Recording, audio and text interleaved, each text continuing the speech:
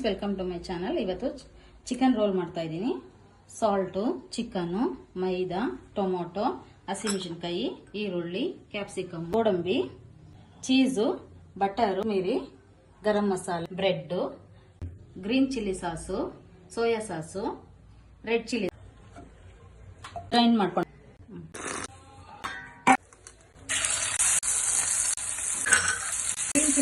Soya sauce ಸ್ವಲ್ಪ fry ಮಾಡ್ಕೊಳ್ಳಿ. Red chilli,